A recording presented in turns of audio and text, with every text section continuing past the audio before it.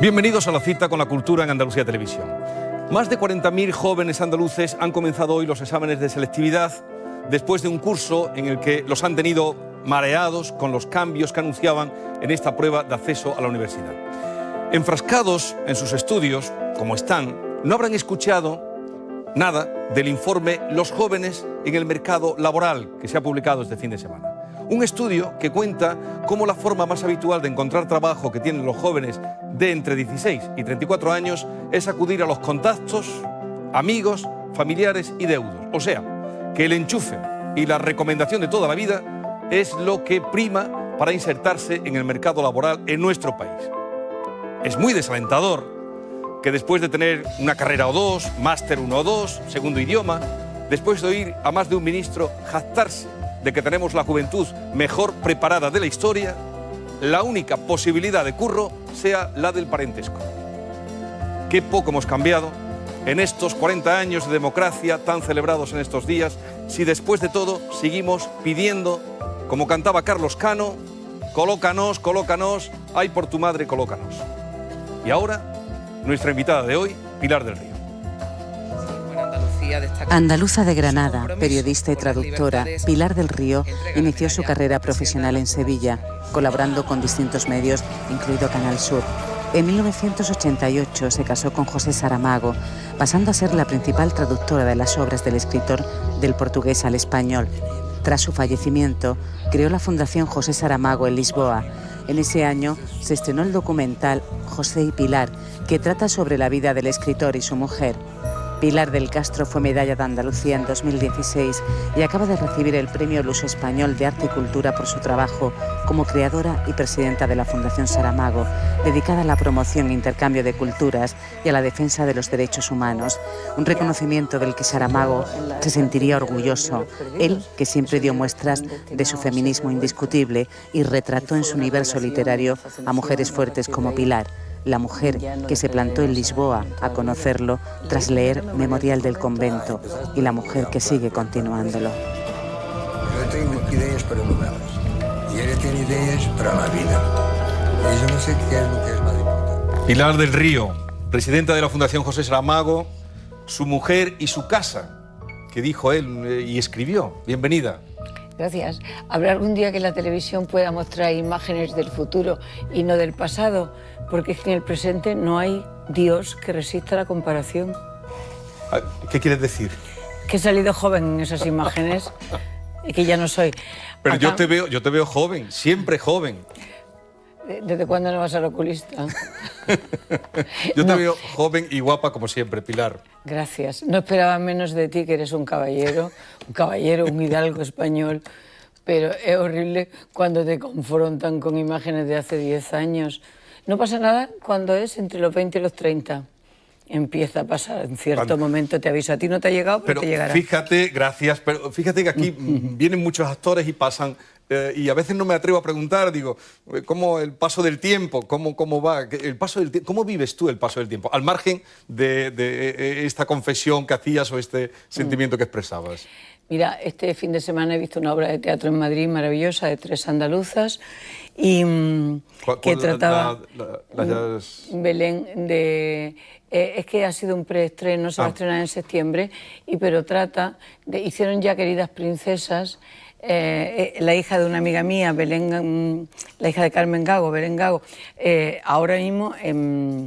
fatal, porque no te sé decir el nombre. Pero la obra de teatro. Una obra maravillosa, y hablaba del paso del tiempo de 3 mujeres, 2 andaluzas y una gallega, y de cómo somos capaces de ir acumulando tantos fracasos y cómo podemos llegar al final de nuestra vida en una situación de deterioro por los fracasos acumulados y por no haber sabido responder.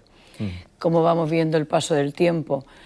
Pues las personas que podemos defendernos, evidentemente lo vemos mejor que las personas que piensan que su único objetivo, la única estación que les queda es la muerte. Es un poco agónico lo que estoy diciendo, pero es verdad. El paso del tiempo, lo que pasa es que nosotros podemos llenarlo de cosas, de solidaridades, de actos, de amigos, de amigas, y ahí entonces se nos hace simplemente tiempo, no paso. Ahí aparecían fotos indudablemente de José, José y Pilar, Pilar y José, y vamos a hablar de José. Pero ¿tú qué sientes? Ahora se van a cumplir 10 años de la fundación, muy pronto, y dentro de unos días, el 18 de junio, 7 años de la muerte de José Saramago. ¿Qué sientes cuando hablas de José? Alegría, porque me parece una persona tan interesante, que esté en nuestras vidas, me parece fantástico. Claro que está en nuestras vidas como lectores y en nuestras vidas como ciudadanos, y lo personal, pero bueno, lo personal es algo tan absolutamente pequeño que lo procuro guardar en el fondo del corazón. Y siento que José Saramago nos ha traído tanta fuerza, tanta fortaleza, vivió una vida tan plena que lo que me apetece es siempre decir gracias y vamos a brindar por él. Los no creyentes tenemos que inventar ritos y entonces, pues, ¿qué tal brindar? Brindemos por la vida de José Saramago, que nos hizo a todos ser un poco más altos, porque varias veces observó que éramos no solo importantes, sino indispensables. Lo que viviste con José Saramago, lo que compartiste, ¿te hace abrigar alguna esperanza de otra vida? No. Lamentablemente, otra vida en el sentido religioso, no soy creyente. Otra vida mejor para todos los ciudadanos del mundo, pues José Saramago era un pesimista. Él decía que solamente los pesimistas podían intervenir y mejorar las condiciones, porque si no le gustaban las cosas que estaba viendo, trataría de mejorarlas. El optimista, como está contento y le gusta todo, pues ya no interviene para mejorarlas. Yo, que mucho más años luz, más torpe que él, era optimista, voluntariosamente optimista, ahora me doy cuenta que es muy difícil luchar contra las cosas, pero de todas maneras creo que no hay que claudicar y que seguir, y seguir haciendo como si sí pudiéramos que la vida de todos, no tuya, mía o de unas cuantas gente, sino de todos, sea mejor. Ahora vives más en Lisboa ahora, porque como presidenta de la Fundación José Saramago, que llevas y diriges, además creo que te han hecho nacionalidad, tienes la nacionalidad portuguesa, ¿no? Te sientes, claro, eres depositaria del legado de su obra, aparte del legado de lo que es José Saramago, pero ¿te sientes más depositaria de su rebeldía y su actitud ante la vida, o más depositaria de su obra literaria? No, la obra literaria creo que cada lector tiene su propia obra, ha leído su libro y ese libro lo ha introducido en su experiencia lectora como quiere. Sí me siento partícipe, corresponsable y de alguna manera heredera de la rebeldía de José Saramago, del ciudadano, que es lo que nosotros tratamos de mantener en la Fundación, no la obra literaria. Insisto, la obra literaria la lee cada lector, tiene su propio libro y ahí está acabada. El día que me escribió La última palabra, que por cierto, ¿tú sabes cuáles eran las últimas palabras? Te le iba a preguntar cuál es la última, porque yo sé que cuando escribió una novela, con la última palabra siempre hacía un artículo Juan Cruz. Un poema, pero bueno, convertí en artículo. Bueno, entonces, ¿cuáles son las últimas palabras que escribió? La última palabra que quería escribir y que dejó escrito en su cuaderno de notas en la novela inacabada que se publicó y que se llama Alabardas, alabardas, espingardas, espingardas, pero como cedió unos dibujos el autor alemán del tambor de hojarata, ¿cómo se llama? El autor alemán. Günter Grass. Günter Grass colaboró en ese libro con 7 dibujos y la portada. Y la portada era una cosa muy minuciosa y tuvimos que poner, en vez de alabarda, alabarda, espingarda, espingarda, que entraría en el dibujo, pusimos solamente alabarda y dentro ya el título completo. Sí. Y es una obra inacabada y que tiene que ver con las armas y la construcción de armas. Y la última palabra que dejó dicha Saramago, que pensaba escribir en su vida, era: vete a la mierda. Fíjate. Mierda. Vete a la mierda. ¿Quién lo decía? Según se ve en el cuaderno de notas, sería la mujer al marido. Porque la mujer al marido. Sí, porque el marido no había aprendido nada. O sea, al final, una actitud en favor de la mujer o en favor de la revolución de la mujer. En Saramago siempre. Me parece que tú has dicho antes algo de feminismo. Y eso une también, me estaba viniendo a la cabeza la famosa obra de Alfred Jarry, el Wu, que empieza escribiendo, aquello fue revolucionario en su época, escribiendo en el escenario, en el teatro, mierda. Era la primera palabra, fue revolucionario. Es que hay muchísimas veces en la vida que hay que decir mierda. ¿Y sabes qué? Hay que decir mierda para llamar la atención de palabras que no llaman la atención, pero que se están produciendo todos los días, como salarios por debajo del salario interprofesional y legal, como trabajo infantil, como esclavitud, como seres desposeídos, como fabricación de armas, como desahucio. Entonces, a veces hay que pararse y decir mierda, porque la gente que no se preocupa del desahucio se puede preocupar de la palabra mierda. Es que es curioso. Una familia ha sido desalojada de su vivienda. La mujer tenía 30 y tantos años, estaba embarazada, había perdido el trabajo, su marido también, y no llama la atención. Pero alguien entra en la cámara y dice, vete a la mierda, llámame la atención. Entonces llama la atención. Te veo en tu sitio y en el lugar también de José Saramago, que dijo, mirando hoy cuando el premio Nobel, el día 10 de diciembre, allí soltó, entre otras muchas cosas que soltó, porque siempre que él hablaba, siempre... Una vez fui a verlo, Pilar, aquí en Sevilla, en una... no sé con motivo de qué. Entonces dio una charla y en la primera fila había muchos políticos. Y las cosas que estaba diciendo, y viendo que le aplaudían, yo decía, o no entienden nada, o es la falta de coherencia, porque soltó allí una traca, como siempre, y los políticos le aplaudían, enardecidos. Pero Saramago no soltaba tracas.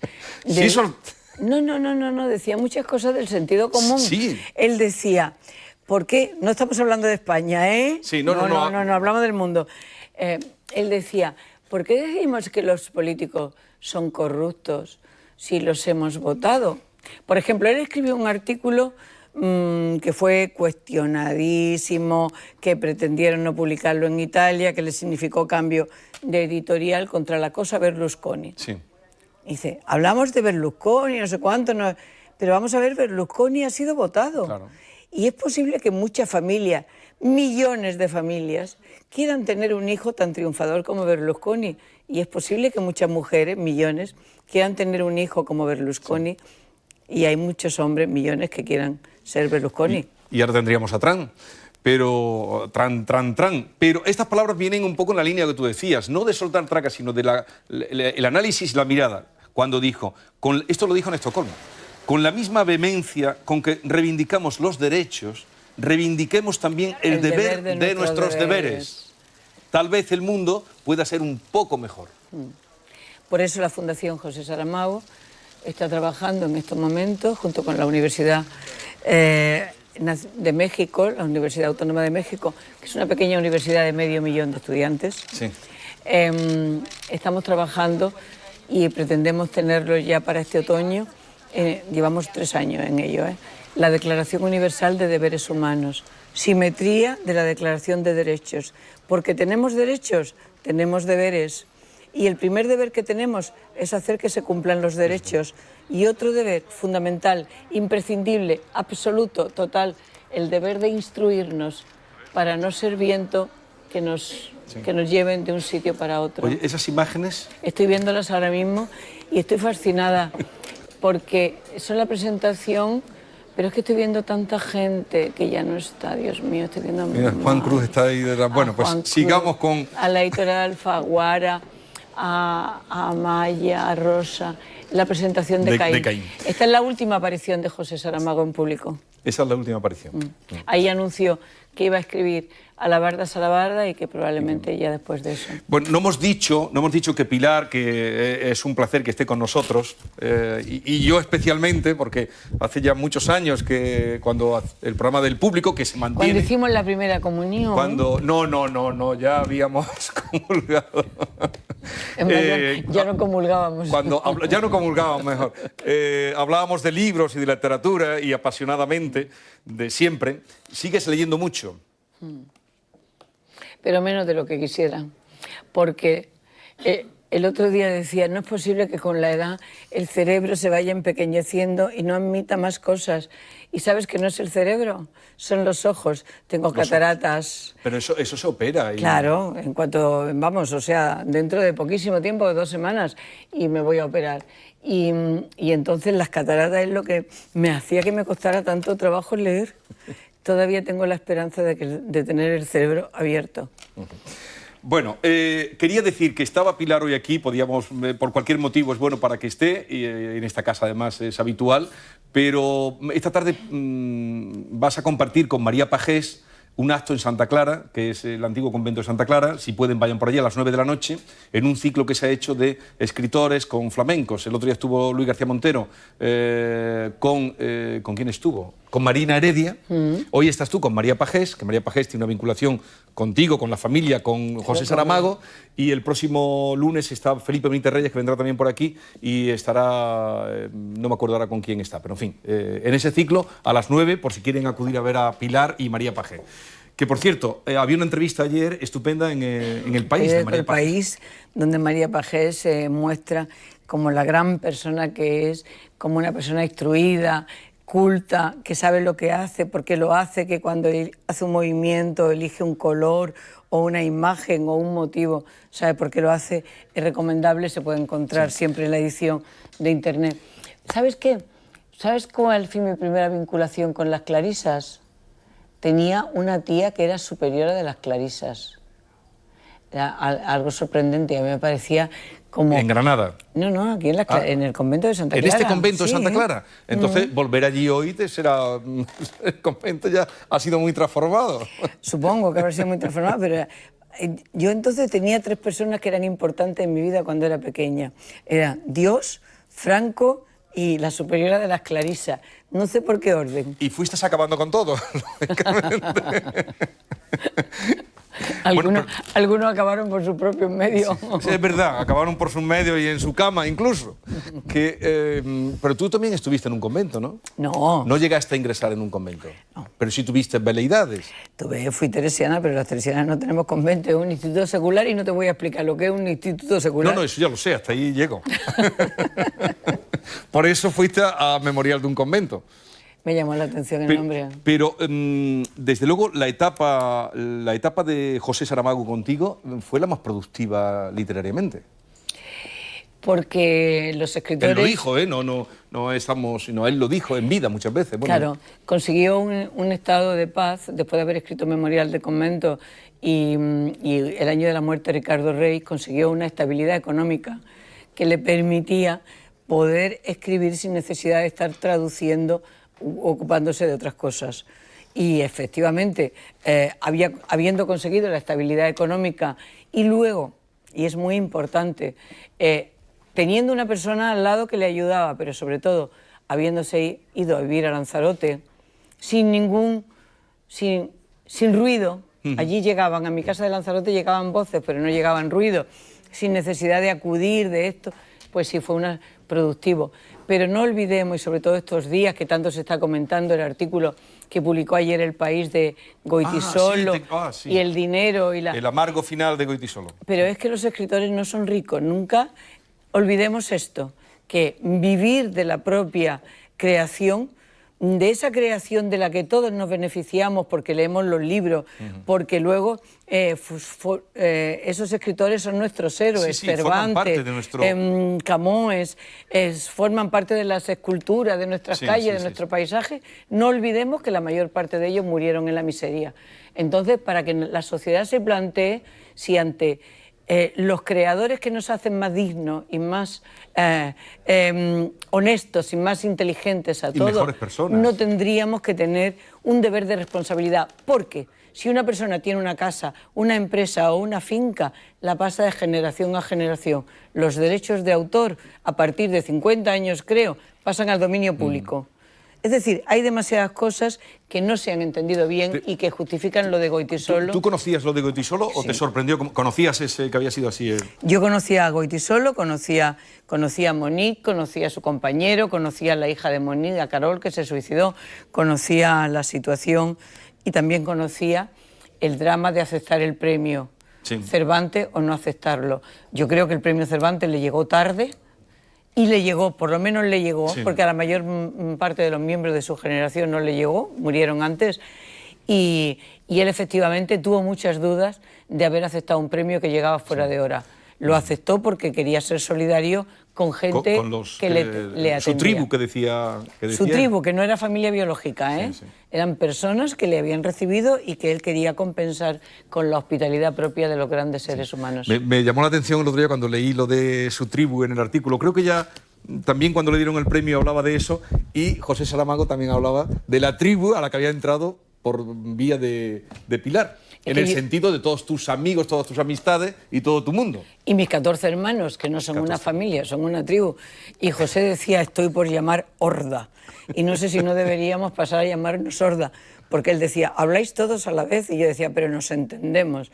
Y José decía siempre, hacéis como que os entendéis. Pero mira, ayer cumplió un hermano 60 años y recibió 14 vídeos de felicitación súper maravillosos, creativos, divinos, una película, se hizo una gran todos, fiesta. Unidos y...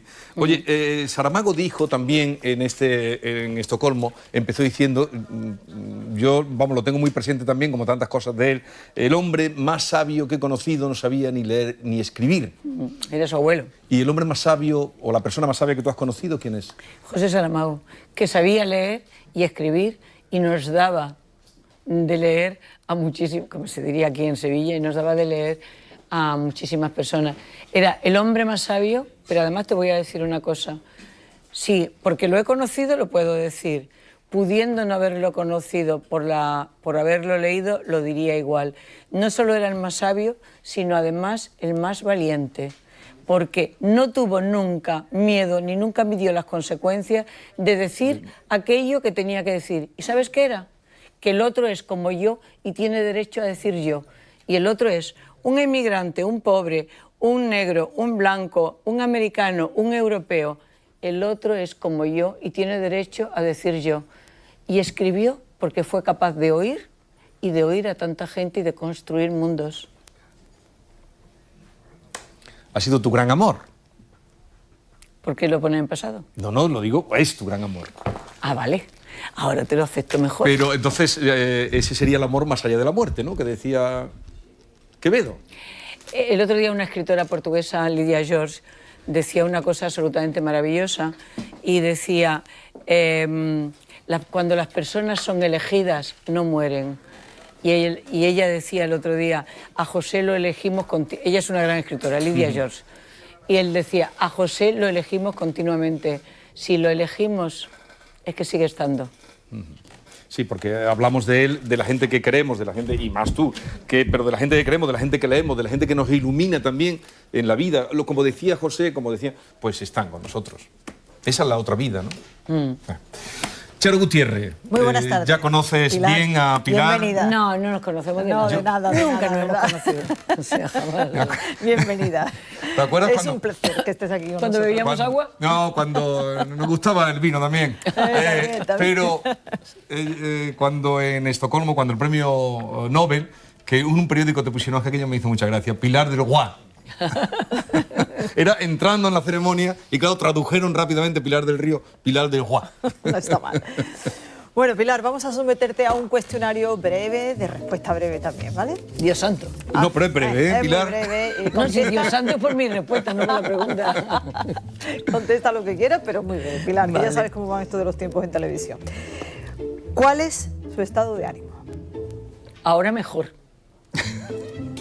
Oye, que a todo el mundo nos gusta hablar de nosotros mismos. Está claro. Y si es hablar de nosotros mismos sin pagarle al psiquiatra, mejor. ¿Tu ocupación favorita?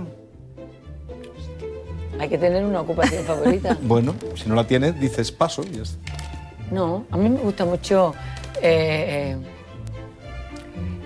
que no me vaya a creer. Pero me gusta fregar el plato y arreglar la casa. Bueno, O sea, me gusta. una ¿Qué ocupación. pasa? No lo hago porque no tengo... Por eso te gusta. Siempre me ha gustado. Seguimos. ¿Pasas más horas en internet o leyendo?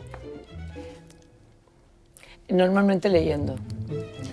A ver, ¿qué idea le regalarías al gobierno para subir un poquito el nivel cultural? ¿A este gobierno de España? Sí. Hostia. Perdón. Mira, como me estáis haciendo recordar a una amiga común, le regalaría a Mercedes de Pablos para que fuera ministra de Cultura.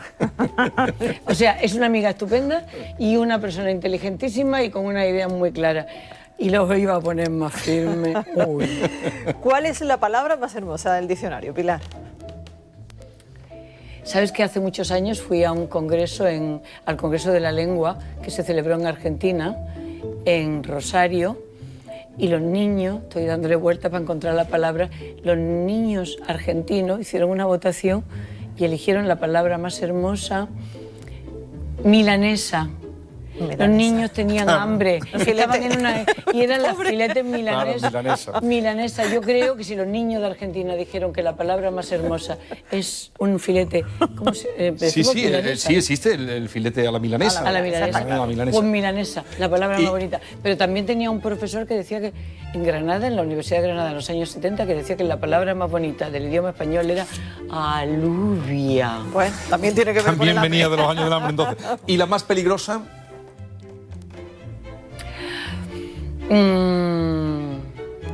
Cállate,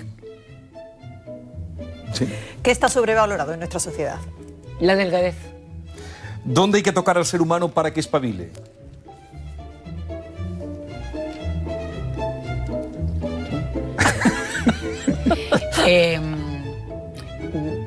¿Te levantaste esta mañana para mejorar el mundo? ¿Qué has hecho todas las mañanas? ¿Ya te lo has comido? ¿Ya lo has vomitado? Deberes humanos. Declaración Universal de Deberes Humanos. Y el día que todos los seres humanos, 6.000 millones de seres humanos, indefensos, pobres, maltratados, cumplamos, ese día el mundo será distinto. Mientras lo dejemos a los narcotraficantes, todo está fatal. Muy breve, Ya. una palabra, una frase de José Saramago. Podemos más de lo que creemos, sabemos más de lo que imaginamos. Bueno, pues si hay que destacar un libro de Saramago, Pilar, te has quedado con el ensayo sobre la lucidez. ¿Por qué el ensayo sobre la lucidez y no otro libro? ¿Por qué este en concreto? Porque a partir del ensayo sobre la ceguera, José Saramago escribe ensayo sobre la lucidez, que sería el final, y en ese libro está expresada que la lucidez de los seres humanos pueden más que que los poderes políticos, económicos, y que tenemos mucha fuerza y que van a tratar de frenarnos las políticas económicas, pero la democracia puede estar por encima de la plutocracia. Y un poema también de José Saramago como canción. Es la que nos has elegido, interpretada por Luis Pastor, Alzo una rosa. Te quedas con ella, con esta, por encima de cualquiera. Porque, ¿sabes? Le alzo una rosa y el mundo se ilumina. Y todo se ilumina. Todo se ilumina. Vale. Vale. Pero alzo una rosa y todo se ilumina. Yo creo que si levantáramos flores del suelo, si consiguiéramos hacer eso, esto sería distinto. En materia de película te quedas con La fortaleza de una mujer, de Hipatia de Alejandría, la película Ágora de Amenábar. ¿A ti esa película te ha Me impactado, te marcó. gusta? Me ha marcado. Y tengo que decir que a José Saramago también, porque es la fuerza de una mujer sobre las pequeñas, sobre los mandatos de la religión y de las buenas costumbres. Entonces, esta mujer fue capaz de rebelarse y de poner la ciencia y el entendimiento con el otro por encima de todas las supersticiones. Una magnífica película.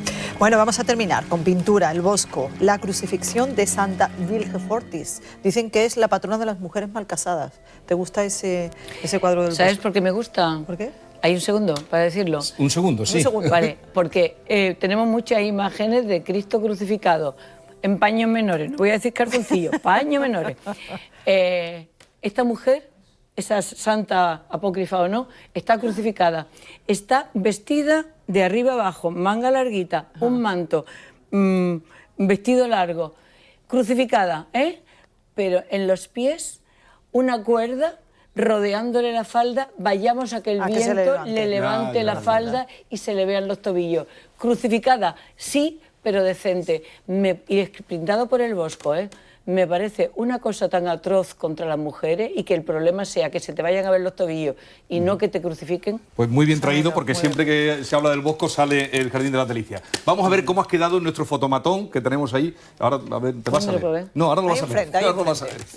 Adelante.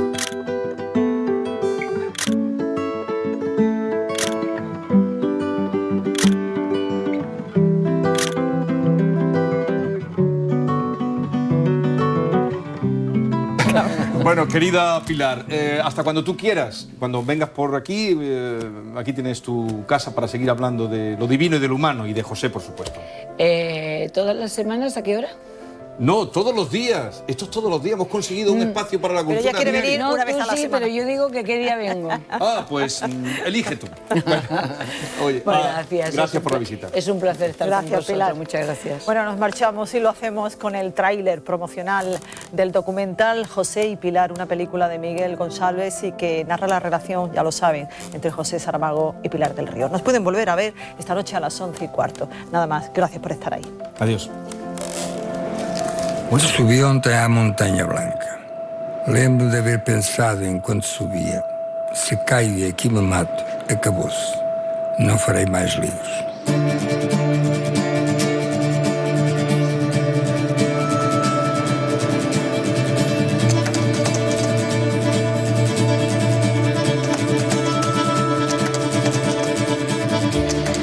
A democracia está aí, como se fosse uma espécie de santa de altar. É uma democracia sequestrada, condicionada. Teremos mais tempo. Resistência a dar um passo.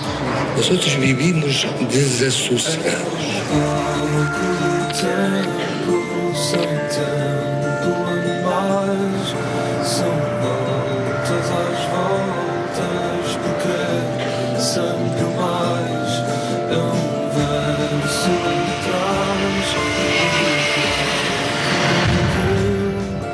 São curvas as regras.